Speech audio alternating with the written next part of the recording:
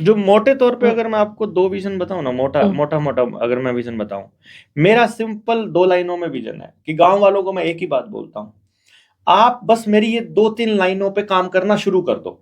मैं नहीं कहता कि आपको आज ही अचीव करना है यार, हम्म, उन्होंने 1000 साल लगाए हैं हम्म, और पिछले 50 साल से बर्बाद करना शुरू किया मोटे तौर पर उन्होंने। बल्कि अंग्रेजियत के टाइम पे उन्होंने ये भरोसा दिला दिया देश के लोगों को कि हम गरीब थे। जैसे कुछ पढ़े लिखे, कुछ मतलब मैं उनको साक्षर बोलता हूँ, पढ़े लिखे नहीं है वो, पढ़े लिखे तो गांव वाले लोग हैं जो हम्म, खेती करने वाले, उनको ये वो देख के आसमान बता देते हैं आज बारिश होएगी। और ये पढ़े लिखे वाले कहते हैं नहीं, हम केमिकल से स्प्रे करके तुम्हारे को बारिश आज करके दिखा देंगे तुमको। ये वाले पढ़ा लिखा। हम्म, पढ़े लिखे लोगों को ये लगता है कि हम लोग गरीब थे, बट जो एक्चुअल गांव वाले हैं उनको बात समझ में आएगी मेरी, मैं जो कह रहा हूं। उनको शुरू करना है खाली, ये नहीं सोचना कि इस जन्म में आप उसको पूरा कर पाओगे कि नहीं कर पाओगे, पर आपकी ट्राई वो होनी चाहिए। पहली ट्राई, गांव का पैसा गांव में रखने का इंतजाम करो। आपको पढ़ने के लिए पैसा बाहर नहीं देना, कपड़ों के लिए बाहर नहीं देना, जूतों के लिए बाहर नहीं देना, लोहे के काम के लिए बाहर नहीं देना। कंपनी को पैसा जाएगा तो सारा गांव दरिद्र होगा, सब कमा कमा के कंपनी को भरते रहेंगे। एक तरीका है, आप लोहे का करने लग जाओ, आप कपड़े का करने लग जाओ, आप अनाज का करने लग जाओ, आप दाल का करने लग जाओ, आप आटे का करने जाओ, तो इसका पैसा इसके पास, इसका पैसा इसके पास, इसकी मेहनत इसके पास, तो हम। पहले पहले ही तो होता था। अरे, आप उसको पहले कहो या आगे कहो, हम्म, आप बताओ इसमें पहले और बाद का या पुराने टाइम का और नए टाइम का क्या मतलब है। मतलब ये नियम है कि गांव में पैसा घूमेगा तो गांव समृद्ध बनेगा, गांव से पैसा बाहर जाएगा तो गांव कंगाल बनेगा। सिंपल फंडा। अब इसमें मेरा क्या, अगर ऐसा हो करके मैं राजनीति करूँ तो अच्छी बात है ना। अगर ऐसा हो करके मुझे कुछ मिल जाए, मुझे रोटी खाने को गांव में जाया हो तो थोड़ी रिस्पेक्ट मिल जाए तो अच्छी बात है ना। मैं अब ये थोड़ी कह रहा हूं कि इस जात वालों को इस जात वालों से भिड़ा दो। मैं ये थोड़ी कह रहा हूं इन्होंने सत्यानाश कर दिया, और मैं नहीं कह रहा हूं उनके बिना भी काम नहीं चलेगा, इनके बिना भी काम नहीं चलेगा। मैं कह रहा हूं सबके लिए, सबके बिना किसी के बिना काम नहीं चलेगा, सबकी जरूरत है। यहां आपके घर में पड़ा हुआ लकड़ी का पता, लोहे का पता, कांच का पता, घर में पड़े कबाड़, जितना कबाड़ी में रखा सामान है सबका पता, उसका क्या यूज होना है। अपनी औलाद का यूज नहीं पता, कितनी बड़ी विडंबना है यार। औलाद को कहां लगाना है इसका नहीं पता।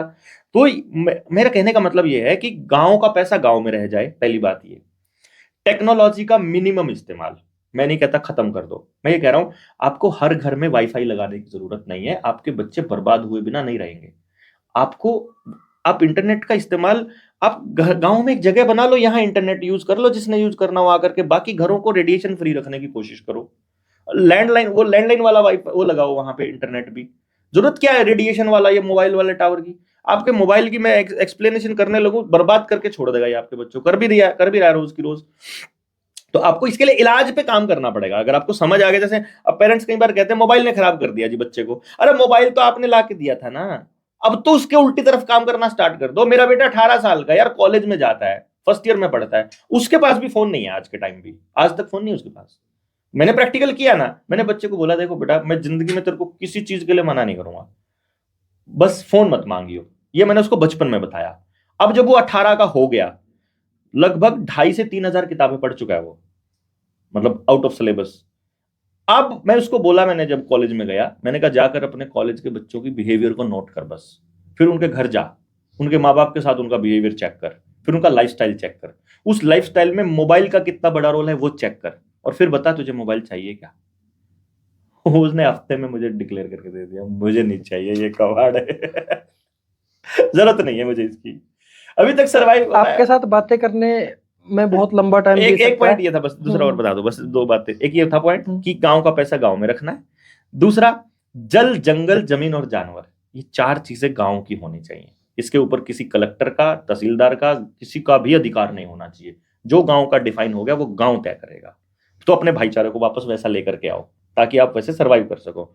और तीसरी चीज, शिक्षा, स्वास्थ्य, न्याय, राजनीति, खेती और धर्म, इन 6 चीजों में से पैसा खत्म कर दो। पैसे की जरूरत नहीं पड़नी चाहिए। अमीर से अमीर आदमी और गरीब से गरीब आदमी के बच्चे को बराबर की शिक्षा होनी चाहिए। दिल्ली के स्कूल की और गांव के स्कूल की पढ़ाई बराबर होनी चाहिए, बात खत्म। उसको लाने के लिए क्या चाहिए तुमको ये बताओ। दिल्ली के अंदर टॉप का स्कूल है, मुंबई में टॉप का स्कूल है, पहाड़ों में कोई रेजिडेंशियल स्कूल है जिसकी 15 लाख रुपए महीने साल की फीस है, उसमें ऐसा क्या है जो आप गांव में नहीं ला सकते मिल करके, बताओ मुझे। सब कुछ ला सकते हो यार आप, काहे को जाना है कहीं पे। क्यों किसी के भरोसे रहना है? नहीं आ रहा है समझ में, आप अपना यूथ हमको दो, हम तैयार करेंगे वैसे बच्चे, वो आपके गांव को स्वर्ग बना दे, अपने आप बना लेंगे। हमें नहीं जरूरत है, हम नहीं कर सकते, बाहर का कोई आदमी नहीं करेगा, मैं आपको ये बता दूं, गांव के लोगों को करा, उस पर सोचना तो शुरू करो। आई डोंट से कि आज ही खत्म करो इस काम को, सोचना शुरू करो, खाली इतना बात है। यही मैसेज है अपना कि भाई ये कर लो, और ऊर्जा लेनी है, ऐसे ऐसे लोगों से और मिलना है।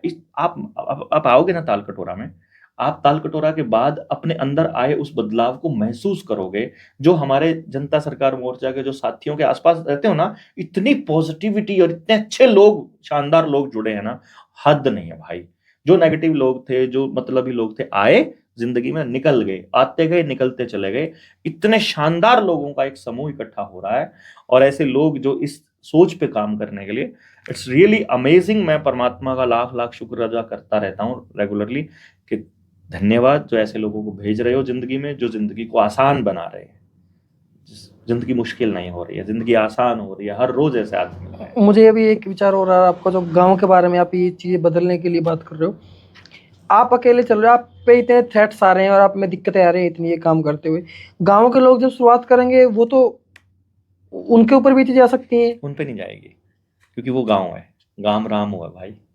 मैं इसलिए नहीं कहता मैं करूंगा, मैं इसलिए नहीं कहता कि मन कुछ बनाओ तो मैं कर दूंगा, मैं नहीं कहता मेरे को पावर दो इसलिए मैं करूंगा ना, मेरी पावर से नहीं कुछ होगा। जिसका बच्चा है उसी को करना पड़ेगा।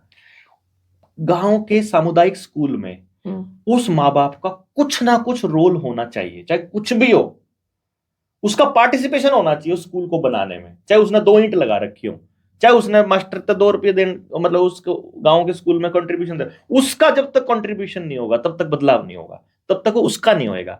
अब गांव में जिसके पास पैसा था, उन्होंने अपने बच्चे शहर में भेजना स्टार्ट कर दिए, गांव के स्कूल की किसी ने ख्याल ही नहीं रही। अब वहां सिर्फ उनके बच्चे पढ़ रहे जो मिड डे मील खा रहे हैं, गरीब आदमी का बच्चा पढ़ रहा है, और वहां भेज के हमको शर्म आती है। आपके ट्यूबवेल लगवा दिए उन्होंने बिजली ला करके, आपने ट्यूबवेल से पानी निकालना शुरू करा, उसने नहर का वार देना बंद कर दिया, आपने चिंता ही नहीं करी नहर का वार का, अब नहर में पानी नहीं आता आपकी, और नहर पानी वहां रोक के बैठ गए, उससे बिजली बना के पाकिस्तान को सस्ती बेच रहे, भारत को महंगी बेच रहे।